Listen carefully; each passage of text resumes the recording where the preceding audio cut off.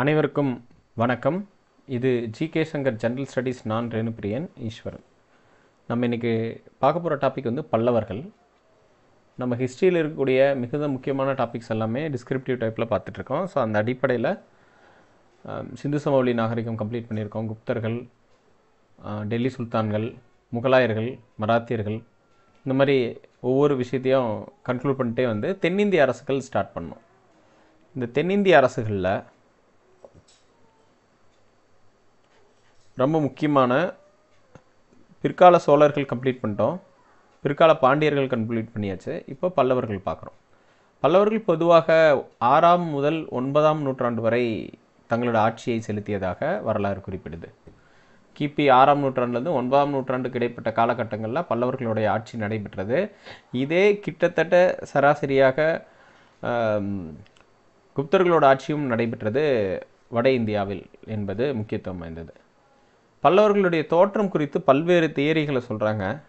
பல்லவர்கள் தொண்டை மண்டலத்தை சார்ந்தவர்கள், தொண்டை மண்டலத்தை பிறப்பிடமாக கொண்டவர்கள் என்று ஒரு சில சான்றுகள் குறிப்பிடுகிறது. இருப்பினும் சதவாகனர்களிடம் இவர்கள் படை தளபதிகளாக பணியாற்றியிருந்தாங்க.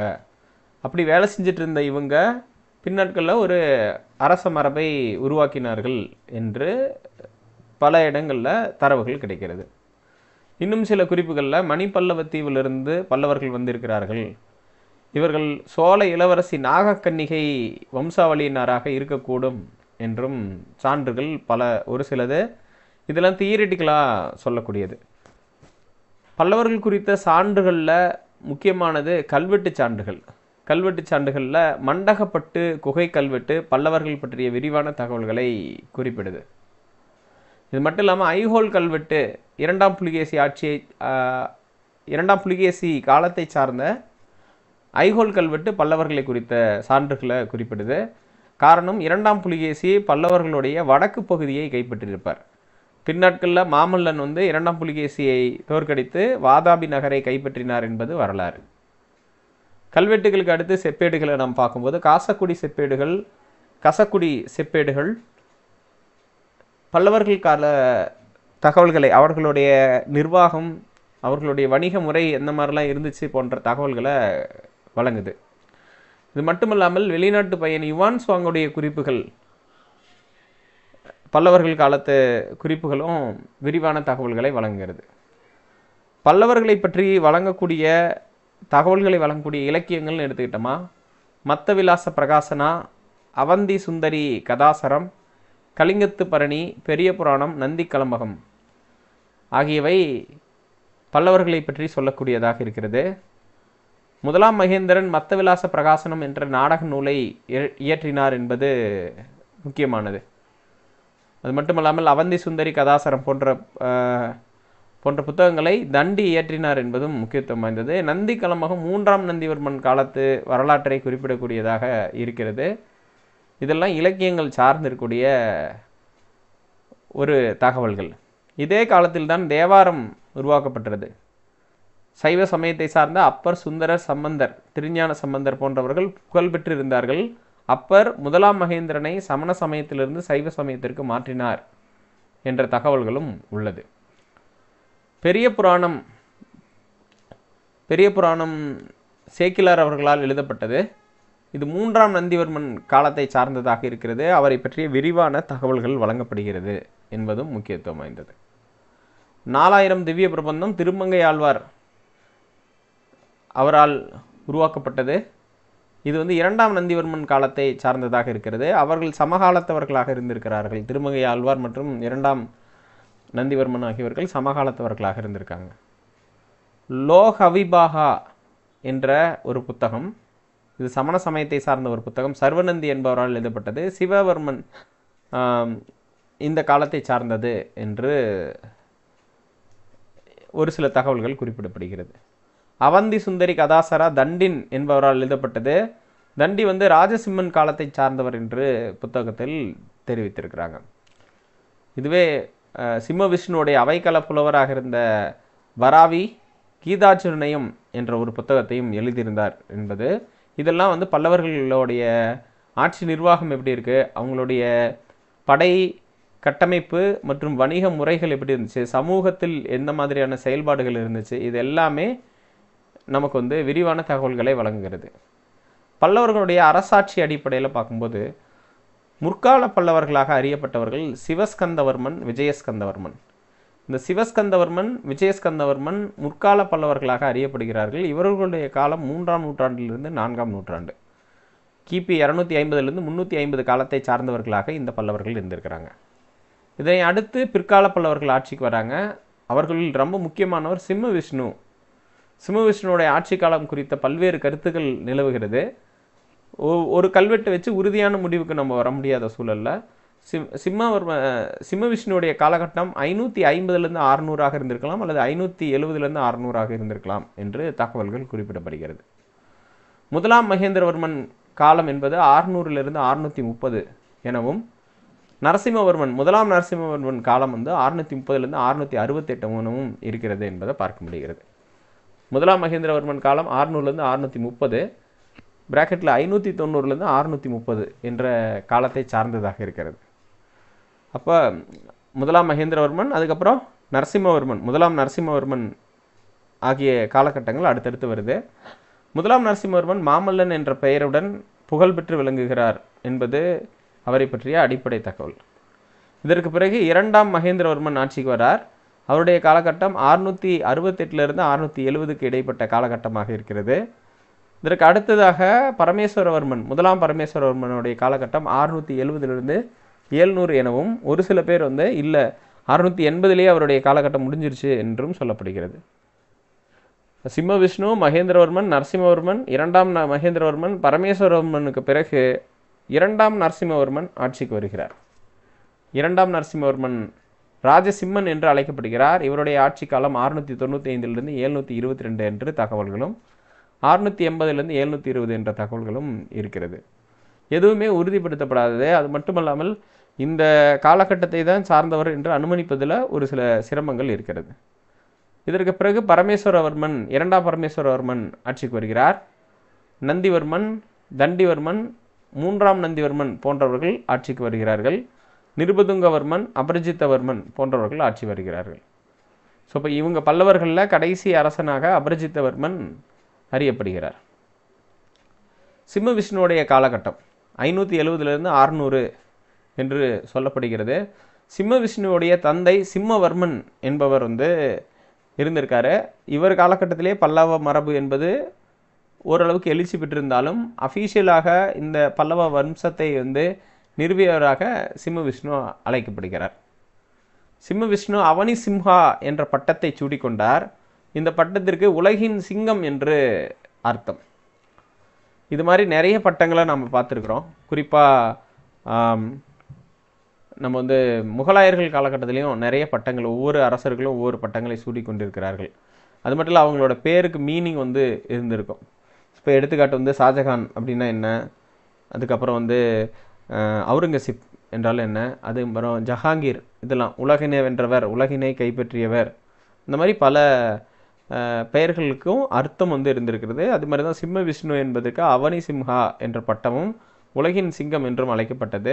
இவர்தான் களப்பிரர்களை தோற்கடித்து ஆட்சியை நிறுவினார் என்பது முக்கியமானது. பல்லவர்களின் தலைநகரம் காஞ்சிபுரம். பல்லவர்களின் ஆட்சி நிர்வாக பகுதி தொண்டை மண்டலம் என்று அழைக்கப்பட்டது.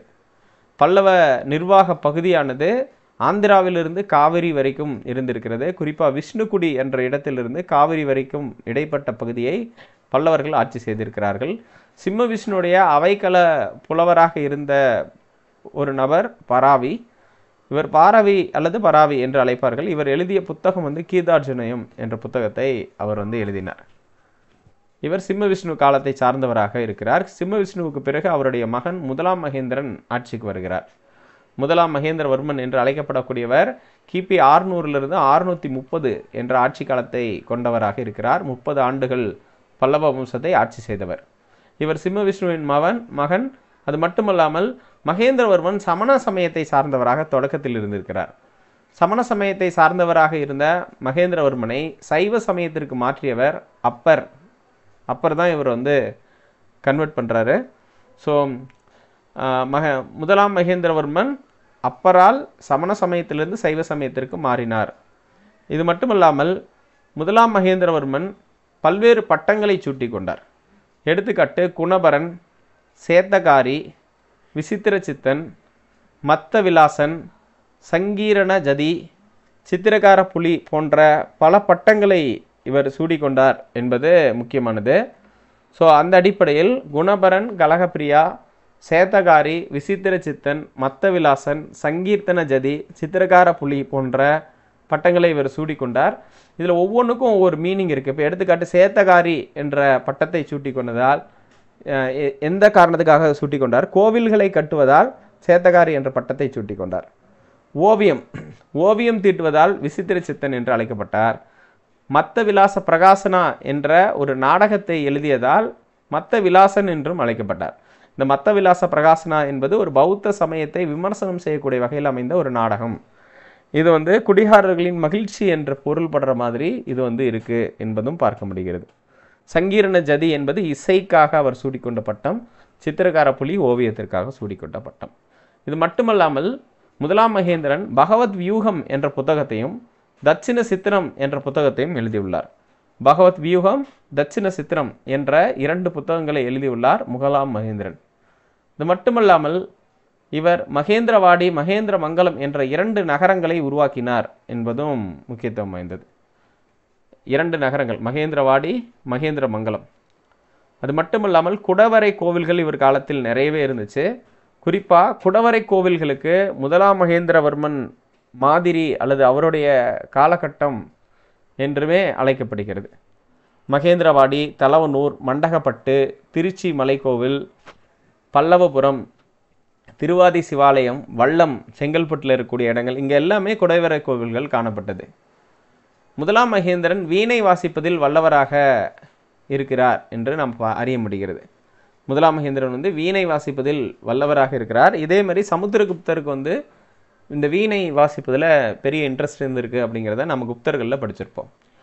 மகேந்திரவாடி என்பது விஷ்ணு கிரகம், மகேந்திரவாடி என்ற இடத்தில் விஷ்ணு கிரகம் என்ற கோவில் கட்டப்பட்டது. தலவனூர் என்ற இடத்தில் சத்ரு மல்லேஸ்வராலயம் என்ற ஒரு கோவிலை இவர் கட்டினார். இந்த 2 கோவில்களும், விஷ்ணு கோவில், சத்ரு மல்லேஸ்வராலயம் என்ற ஒரு கோவிலும் இவர் காலகட்டத்தில் கட்டப்பட்டது. சித்தன்ன வாசல் என்பது முதலாம் மகேந்திரன் காலத்தை சார்ந்ததாகவும் இருந்திருக்கிறது. சித்தன்ன வாசல் குகை ஓவியம் முதலாம் மகேந்திரன் காலத்திலும் இருந்திருக்கிறது. குடுமியான்மலை இசை கல்வெட்டு இவர் காலத்தை சார்ந்ததாக இருக்கிறது. குடுமியான்மலை இசை கல்வெட்டில் இசை சார்ந்து இருக்கக்கூடிய பல்வேறு விவரங்கள் அறியப்படுகிறது. அதில் இவருடைய ஆசிரியருடைய பெயர் ருத்ராச்சாரியர் என்று குறிப்பிடப்பட்டிருக்கிறது. ருத்ராச்சாரியார் என்று அழைக்கப்படக்கூடிய ஒரு நபர் மகேந்திரவர்மனின் ஆசிரியராக, இசை ஆசிரியராக இருந்திருக்கிறார். ஸோ அது குடுமியான்மலை கல்வெட்டில் குறிப்பிடப்பட்டுள்ளது. ஐஹோல் கல்வெட்டில் சாளுக்கிய அரசன் 2ஆம் புலிகேசி மகேந்திரவர்மனை தோற்கடித்த பற்றிய தகவல்களை சொல்லியிருக்கார். 2ஆம் புலிகேசி முதலாம் மகேந்திரவர்மனை தோற்கடித்து பல்லவர்களின் வடக்கு பகுதியை கைப்பற்றிய விவரங்கள் இருக்கிறது. 2ஆம் புலிகேசி காலத்தில் இருந்த ரவிகீர்த்தி அவருடைய சமகாலத்தவராக இருந்திருக்கிறார் என்று பார்க்க முடிகிறது. நெக்ஸ்ட் கசக்குடி செப்பேடு. கசக்குடி செப்பேடு அடிப்படையில் இது குறிக்கும் தகவல்கள், முதலாம் மகேந்திரன் தனது வடக்கு பகுதியை இழந்தாலும் மீண்டும் புல்லலூர் என்ற இடத்தில் வெற்றி பெற்றார்.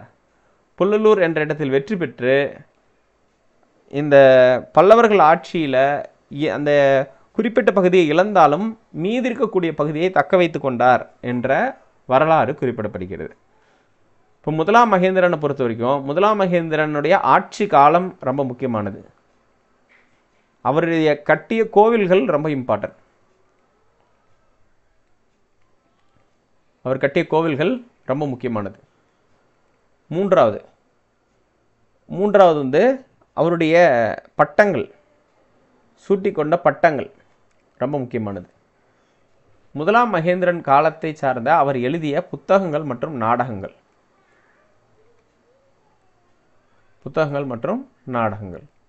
முதலாம் மகேந்திர காலத்தில் நடைபெற்ற போர். முதலாம் மகேந்திரன் காலத்தில் 2ஆம் புலிகேசி என்ற சாளுக்கிய அரசனிடம் போர் ஏற்படுகிறது. இதில் நாட்டின் வடக்கு பகுதியை இழந்தார் என்று ஐஹோல் கல்வெட்டிலும், எனினும் மீதி பகுதியை தக்க வைத்து கொண்டார் என்று புல்லலூர் கசக்குடி கல்வெட்டிலையும் கசக்குடி செப்பேடுகளிலும் குறிப்பிடப்பட்டிருக்கிறது. இதற்கு அடுத்தது முதலாம் நரசிம்மவர்மனை குறித்து பார்க்கலாம்.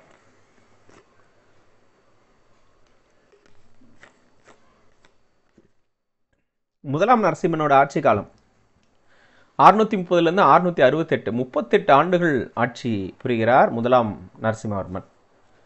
இவர் மாமல்லன் என்று அழைக்கப்பட்டார். மகேந்திரவர்மனின் மகன், முதலாம் மகேந்திரனின் மகன் நரசிம்மவர்மன். இவர் பெரும்பான்மையாக மாமல்லன் என்று அழைக்கப்பட்டார். மாமல்லன் என்று அழைக்கப்படுவதற்கு காரணம், மற்போர் என்று அழைக்கப்படக்கூடிய ஒரு ரெஸ்லிங், மற்போரில் வல்லவர் என்று அழைக்கப்படுகிறார். வாதாபி கொண்டான் என்றும் முதலாம் நரசிம்மன் அழைக்கப்படுகிறார். காரணம், சாளுக்கியர்களின் தலைநகரமாக இருக்கக்கூடிய வாதாபியை கைப்பற்றி இரண்டாம் புலிகேசியை கொன்றார். ஸோ இப்போ இரண்டாம் புலிகேசியை கொன்றதுனால சாளுக்கிய தலைநகர் வாதாபியை கைப்பற்றி இரண்டாம் புலிகேசியை கொன்றார். இது இல்லாமல் ரணஜயன், நயனன் குரு போன்ற பட்டங்களை இவர் சூடிக்கொண்டார். முதலாம் நரசிம்மவர்மன் காலத்தில் மணிமங்கலம் போர் நடைபெற்றது. இந்த மணிமங்கலம் போரில்தான் மாமல்லன் வெற்றி பெற்றார். இந்த போரில் இரண்டாம் புலிகேசி தோல்வியடைந்து கொல்லப்பட்டார். அது அடுத்த முற்றுகையில் போய் முடியும். மணிமங்கலம் போரில் மாமல்லன் வெற்றி பெற்ற பிறகு இரண்டாம் புலிகேசி பின்வாங்குகிறார். வாதாபி என்ற தலைநகரம், சாளுக்கியர்களுடைய தலைநகரத்தில் முற்றுகையிட்டு இரண்டாம் புலிகேசியை கொன்றார். இதற்கு அடுத்தது இலங்கை மீது மாமல்லன் படையெடுப்பை நடத்தினார். 631ஆம் ஆண்டு படையெடுப்பை நடத்தி அங்கு சிங்கள அரசனான மானவர்மன் என்பவருக்கு அரசுரிமையை மீட்டு கொடுத்தார். நட்பு ரீதியாக மானவர்மனின் அரசுரிமையை மீட்டு கொடுத்தார் 631. அது மட்டும் இல்லாமல் மாமல்லனின் சமகாலத்தவராக பாண்டியன் மாரவர்மன் அரிகேசரி இருந்திருக்கிறார் என்றும் நாம் முன்னாடியே படிச்சிருக்கோம். மாரவர்மன் அரிகேசரி முதலாம் மகேந்திர காலனும் அதே மாதிரி நரசிம்மவர்மன் காலத்திலும் ஆட்சி செய்தவராக இருக்கிறார் என்று நாம் பார்த்துருக்கோம். அதுக்கப்புறம் முதலாம் நரசிம்மவர்மனின் படைத்தளபதி பரம்ஜோதி என்பவர் முதலாம் நரசிம்மவர்மனின் படைத்தளபதியாக இருக்கிறார். இவர் சிறுதொண்டர் என்று அழைக்கப்படுகிறார். சிறுதொண்டர். இவர் வாதாபி படையெடுப்பை பற்றி விவரங்களை குறிப்பிடுகிறார். காரணம், இவர் படைத்தளபதியாக இருந்ததுனால. பரம்ஜோதி எழுதிய புராணம் சிறுதொண்டர் புராணம் என்று அழைக்கப்படுகிறது. இவர் தன்னை சிறுதொண்டர் என்று அழைத்து கொண்டார். 63 நாயன்மார்களில் ஒருவராக அறியப்படுகிறார். இவர் காலத்தில்தான் விநாயகர் வழிபாடு தமிழ்நாட்டிற்குள் அறிமுகம் செய்யப்பட்டது என்று ஒரு சில தகவல்கள் சொல்லப்படுது. இதற்கு அடுத்ததாக யுவான் சுவாங்கோடைய வருகை. யுவான் சுவாங் காஞ்சிபுரத்திற்கு வருகை தருகிறார். அவர் காஞ்சிபுரத்திற்கு வருகை தரும்போது காஞ்சிபுரத்தின் சுற்றளவு 6 மைல் என்ற அளவில் இருக்கிறது. இது ரொம்ப முக்கியமான ஒரு தகவல் என்று நாம் பார்க்க முடிகிறது.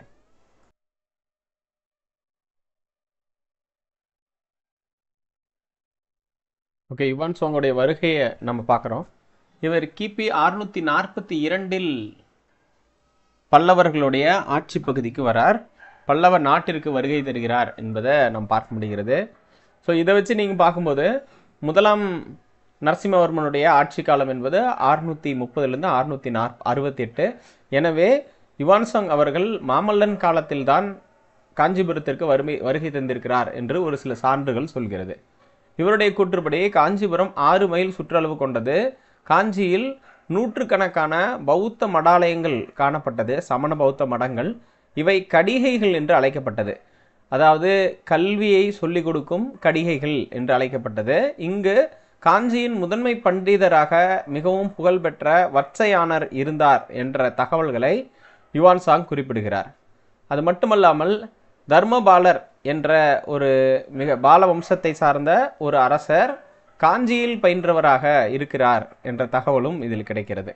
பின் நாட்களில் தர்மபாலர் விக்ரமசீல பல்கலைக்கழகத்தை நிறுவினார் என்றும் ஒரு சில தரவுகள் குறிப்பிடப்படுகிறது.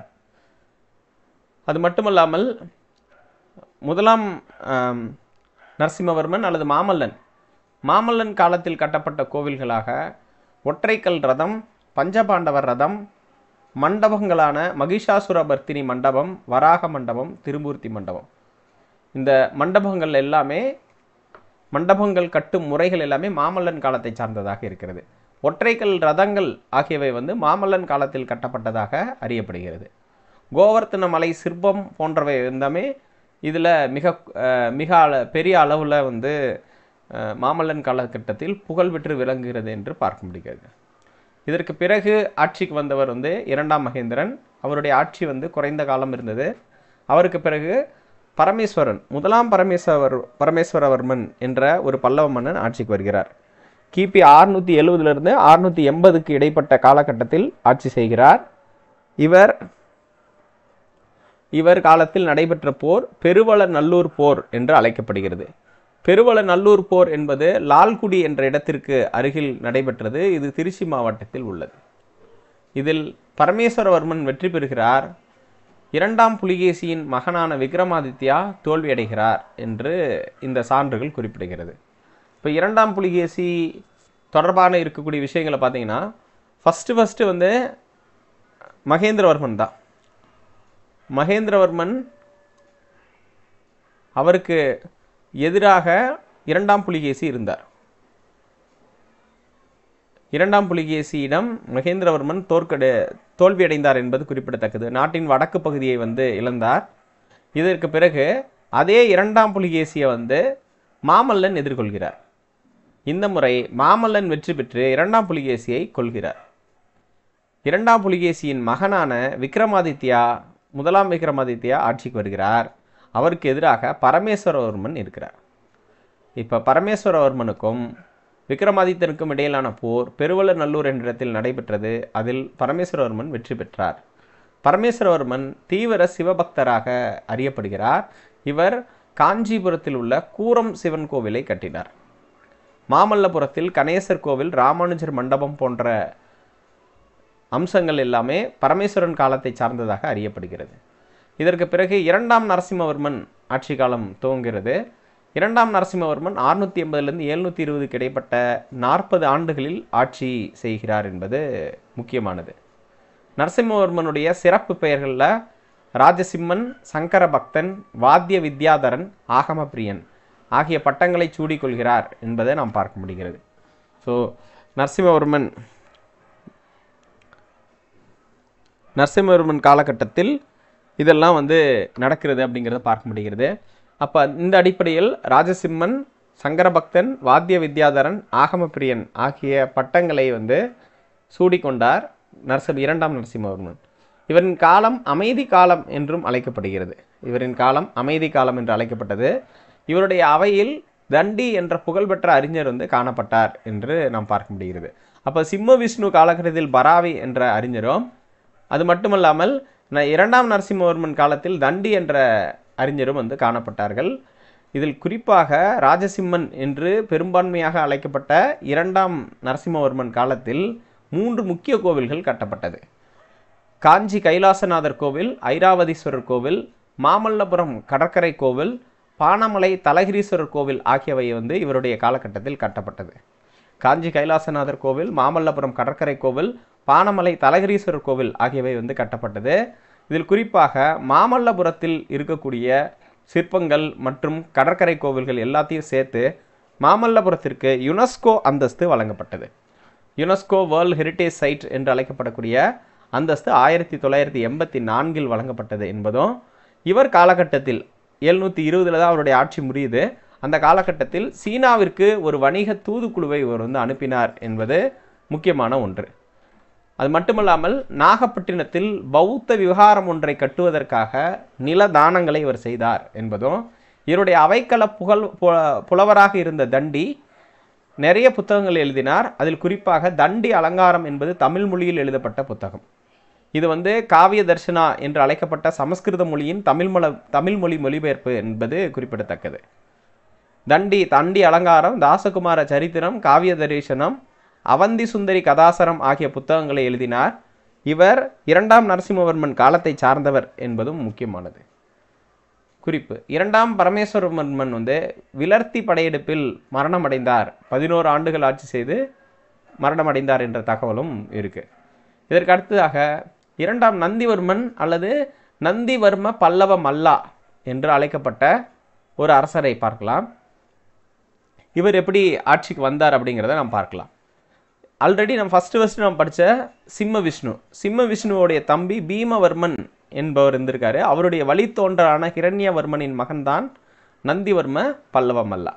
இவர் நேரடி அந்த வம்சத்தில் வராமல் சிம்ம விஷ்ணுவுடைய தம்பி வழித்தோன்றலாக வருகிறார். நந்திவர்மனின் ஆட்சி காலம் மிக நீண்டதாக இருக்கிறது. 64 ஆண்டுகள் 65 ஆண்டுகள் இவருடைய ஆட்சி. சற்றேறக்குரிய 65 ஆண்டுகள் இருந்து ஆட்சி செய்கிறார்.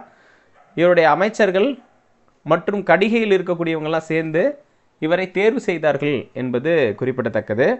இவர் ஒரு விஷ்ணு பக்தராக அறியப்படுகிறார் என்பதை நாம் பார்க்க முடிகிறது. இவர் ஒரு விஷ்ணு பக்தர். இவருடைய சமகாலத்தவராக திருமங்கை ஆழ்வார் இருந்தார் என்ற தகவலும் கிடைக்குது. இதெல்லாமே பார்த்தீங்கன்னா பல்லவர்கள் காலகட்டத்தில் நடந்த விஷயம். குறிப்பாக நந்திவர்மன் பல்லவ மல்லா என்று அழைக்கப்படக்கூடிய 2ஆம் நந்திவர்மன் காலத்தில் நடைபெற்றவை. இவர் காலத்தில் கட்டப்பட்ட கோவில்கள், சிறப்பு வாய்ந்த கோவில்கள் மொத்தம் 3. காஞ்சி வைகுண்ட பெருமாள் கோவில், முக்தேஸ்வரர் கோவில், கூரம் கேசவ பெருமாள் கோவில். இந்த 3 கோவில்களும் இவர் காலத்தில் கட்டப்பட்டது தான். இது மட்டுமல்லாமல் ராஷ்டிரகூடர்கள் மீது இவர் வந்து படையெடுக்கிறாரு. அது குறிப்பாக வந்து பார்த்திங்கன்னா ராஷ்டிரகூடர்களும் போரிடுகிறார். தண்டி துர்கா வந்து காஞ்சிபுரத்தின் மீது படையெடுக்கிறார். இந்த படையெடுப்பின் காரணமாக ஒரு பேச்சுவார்த்தை ஏற்பட்டு 2ஆம் நந்திவர்மனுக்கு தண்டி துர்காவின் மகள் வந்து திருமணம் செய்து வைக்கப்பட்டார் அப்படிங்கிறத நாம் பார்க்க முடிகிறது. ஸோ அதற்கு அடுத்ததாக பல்லவர்களுடைய வீழ்ச்சி. பல்லவர்களுடைய வீழ்ச்சி அடிப்படையில் 3ஆம் நந்திவர்மன் என்ற ஒருவரும், நிருபதுங்கவர்மன், அபர்ஜித்தவர்மன் போன்றவர்களும் கடைசி காலத்தில் வந்த பல்லவர்களாக இருக்கிறாங்க. 3ஆம் நந்திவர்மன் வந்து தொல்லாறு எறிந்த நந்திவர்மன் என்று அழைக்கப்படுகிறார். தெல்லாறு எறிந்த நந்திவர்மன் என்று அழைக்கப்படுகிறார். இவர் மீது தான் வந்து நந்தி கலமகம் பாடப்பட்டது என்றும் சொல்லப்படுகிறது. அப்போ 3ஆம் நந்திவர்மன் மீது தான் நந்தி கலமகம் பாடப்பட்டது. பாடியவர் பெயர் தெரியவில்லை என்று சொல்லியிருப்பாங்க. தமிழ் சப்ஜெக்ட் டீச் பண்ணுறவங்க கேட்டு பாருங்க, அவங்க விளக்கமாக சொல்லுவாங்க. அதுக்கடுத்து நிருபதுங்கவர்மன் ஒரு 30 ஆண்டுகள் ஆட்சி செய்தார். அதற்கு பிறகு அபரஜித்தவர்மன். கடைசி பல்லவ அரசன் வந்து அபரஜித்தவர்மன். இவருக்கு எதிராக ஆதித்த கரிகாலன் போர் தொடுத்து ஆதித்த கரிகாலன் வெற்றி பெறுகிறார். ஆதித்த கரிகாலன் சோழர் காலத்தை சார்ந்தவர். சோழர்களின் மிக முக்கியமான இளவரசனாக இருந்தவர் என்பது பார்க்க முடிகிறது. சுந்தர சோழனின் மகன், ராஜராஜனின் அண்ணன் போன்ற விவரங்கள் நம்ம முன்னாடியே படித்தது தான். பல்லவர் கால கட்டிடக்கலைன்னு எடுத்துக்கிட்டோம்னா அவங்க காலகட்டத்தில் கட்டப்பட்ட கோவில்களை நம்ம அவங்களோட ஆட்சி காலத்திலேயே நம்ம லிஸ்ட் அவுட் பண்ணிட்டோம். எனினும் குடைவரை கோவில்கள் கட்டிட பாணியை அறிமுகம் செய்தவர் 1ஆம் மகேந்திரன். இந்த குடைவரை கோவில்கள் வந்து மண்டகப்பட்டு, மாமண்டூர், மகேந்திரவாடி, தலவனூர், திருச்சி, வல்லம், திருக்கழுக்குன்றம், சியாமங்கலம் போன்ற இடங்களில் காணப்படுகிறது. அதுக்கடுத்து ஒற்றைக்கல் ரதம் என்பது மாமல்லன் காலத்தை சார்ந்த சிறப்பு வாய்ந்த கட்டிடக்கலை. பஞ்சபாண்டவ ரதம், மகிஷாசுரவர்த்தினி மண்டபம், வராக மண்டபம், திருமூர்த்தி மண்டபம் ஆகிய 3 மண்டபங்களும் ஒற்றைக்கல் ரதம் போன்றவை வந்து மாமல்லன் காலத்தை சார்ந்தது. கட்டுமான கோவில்கள் அப்படின்னு சொல்லி எடுத்துக்கும் போது ராஜசிம்மன் காலத்தை சார்ந்தது.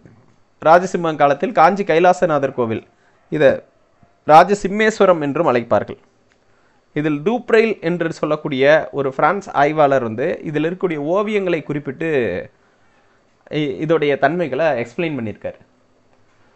இப்போ கட்டுமான கோவில்களில் முதலாம் ஒரு ஸ்ட்ரக்சரல் டெம்பிள் ஃபஸ்ட்டு ஃபேஸ் வந்து ராஜசிம்மன் காலத்தை சார்ந்தது காஞ்சி கைலாசநாதர் கோவில் என்பது எடுத்துக்காட்டு.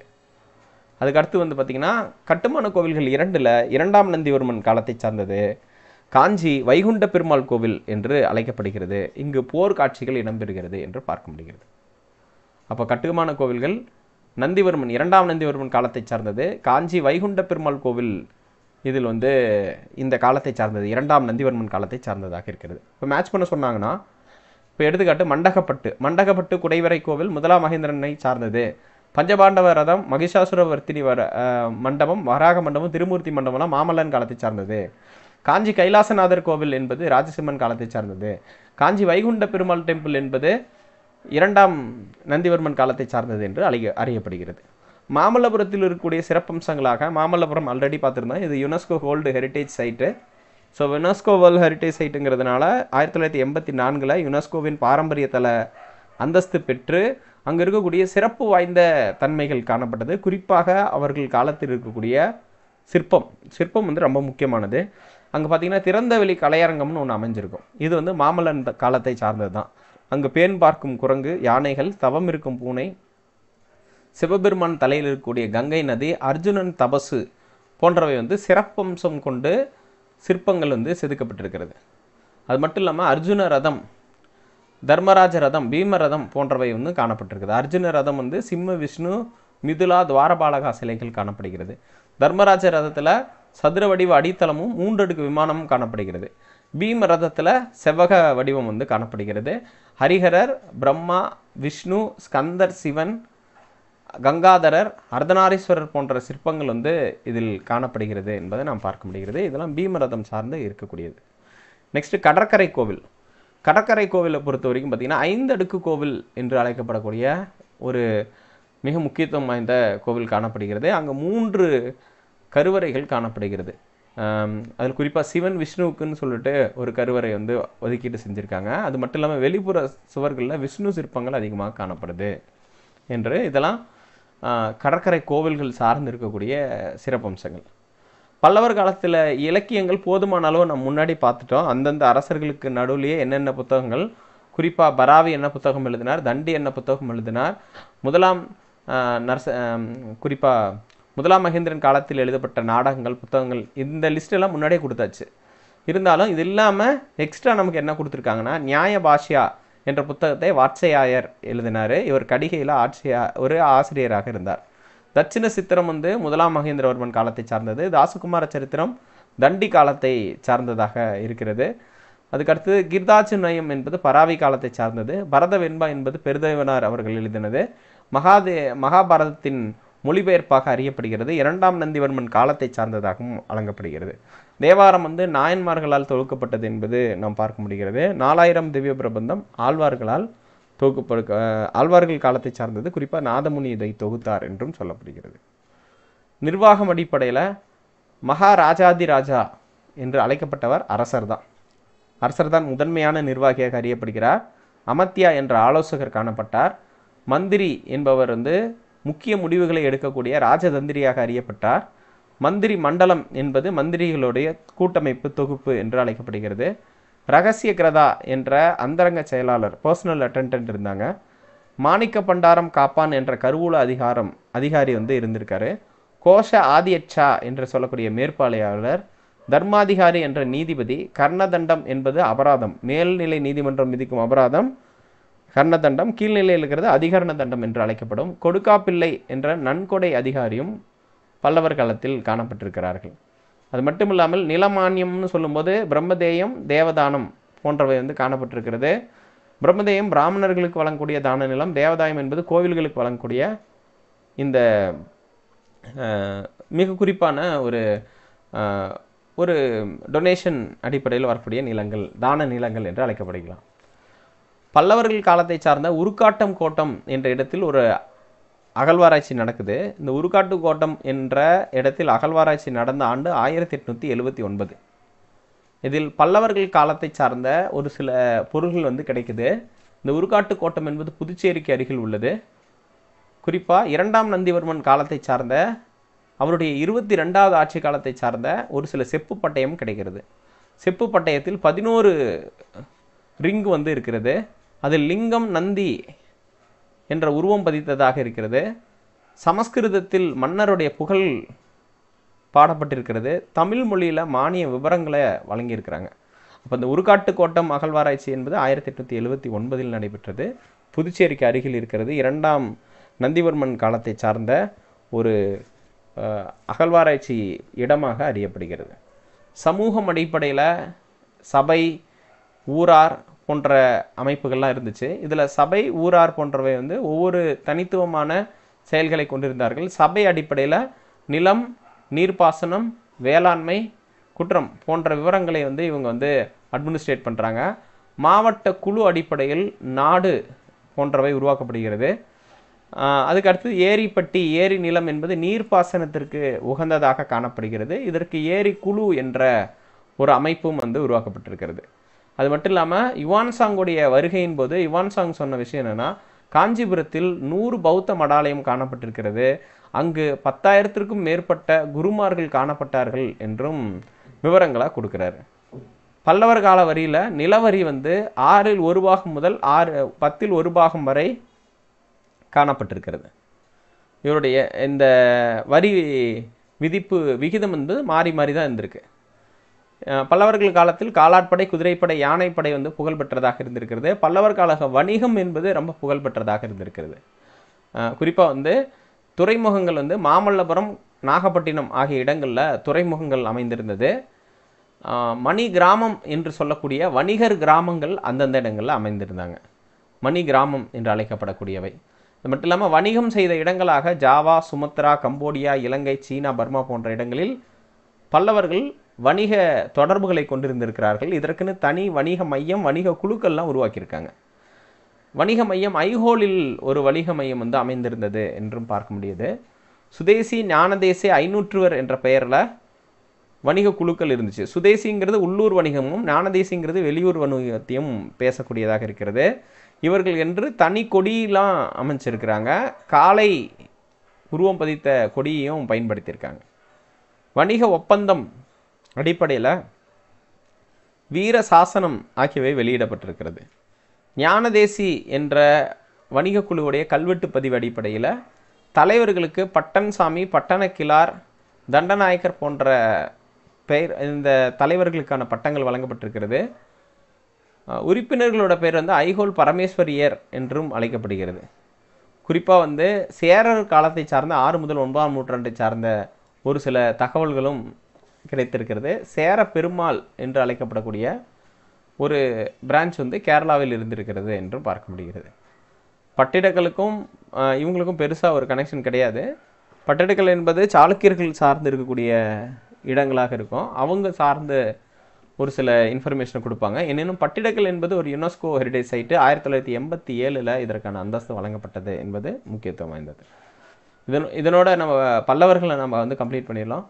பல்லவர்களுக்கு பிறகு நம்ம அடுத்ததாக வந்து இந்த இடத்துல தென்னிந்திய அரசுகள் முடிச்சிட்டோம். மீதி சாளுக்கியர்கள், ராஷ்டிரகூடர்கள் போன்றவை இருக்கும். அதெல்லாம் ஒரு சின்ன டாபிக். 6th புக்கில் இருக்கிற அளவுக்கு படிச்சுட்டா போதும். 11th புக்லேயே அவ்வளோ டீட்டெயிலாக நீங்கள் போக தேவையில்லை. அடிப்படையான விஷயங்கள் படித்தாலே போதுமானது. மீண்டும் முக்கியமான டாப்பிக்கில் சந்திக்கலாம். நன்றி, வணக்கம்.